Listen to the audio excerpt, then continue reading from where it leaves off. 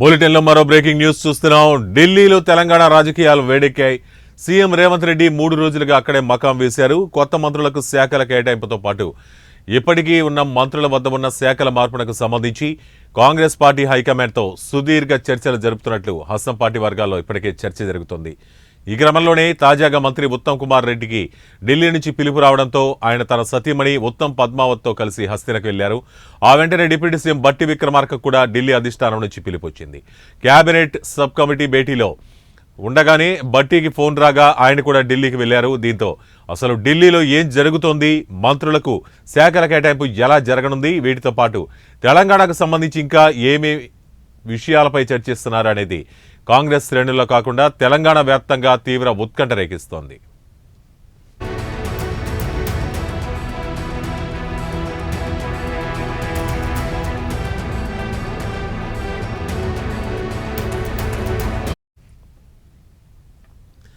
ఇక ఇటీవల తెలంగాణ మంత్రివర్గంలోకి మరో 3 ఎమ్మెల్యేలకు చోటు కల్పించారు.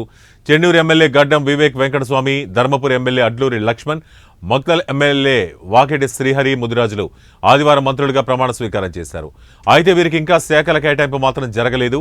ఈ నేపథ్యంలోనే కొత్త మంత్రుల ప్రమాణ స్వీకారం తర్వాత ఢిల్లీకి వెళ్లిన రేవంత్ రెడ్డి అక్కడే 3 రోజులుగా ఉన్నారు.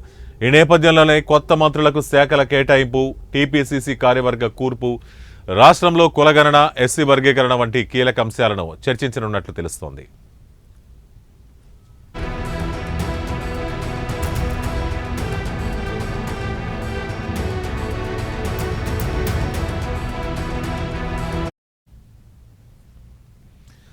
ఇక సీఎం ఢిల్లీలో ఉండగానే 2 మంత్రులకు పిలుపు రావడంతో కొత్త మంత్రులకు శాఖలను కేటాయింపు అంశంపై చర్చిస్తారా, లేక ప్రస్తుతం ఉన్న మంత్రులకు ఉన్న శాఖలను మారుస్తారా అనే చర్చ జరుగుతోంది.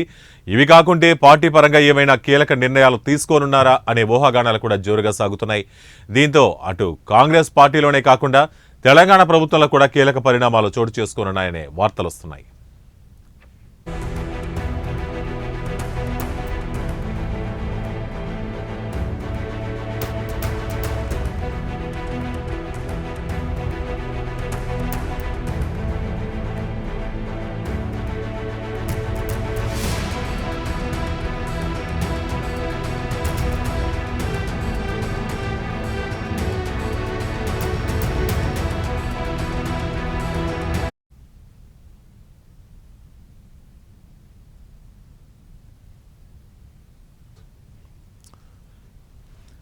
ఢిల్లీలో తెలంగాణ రాజకీయాలు వేడెక్కాయి. సీఎం రేవంత్ రెడ్డి 3 రోజులుగా అక్కడే మకాం వేశారు.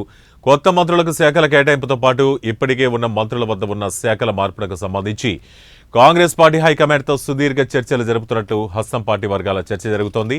ఈ క్రమంలోనే తాజాగా మంత్రి ఉత్తమ్ కుమార్ రెడ్డికి ఢిల్లీ నుంచి పిలుపు రావడంతో ఆయన తన సతీమణి ఉత్తమ్ పద్మావత్తో కలిసి హస్తినకు వెళ్లారు. ఆ వెంటనే డిప్యూటీ సీఎం బట్టి విక్రమార్క కూడా ఢిల్లీ అధిష్టానం నుంచి పిలుపు వచ్చింది.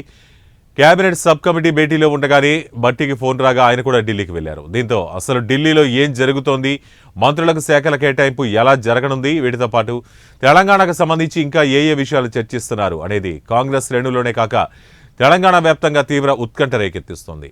ఇటీవల తెలంగాణ మంత్రివర్గంలోకి మరో 3 ఎమ్మెల్యేలు చోటు కల్పించారు.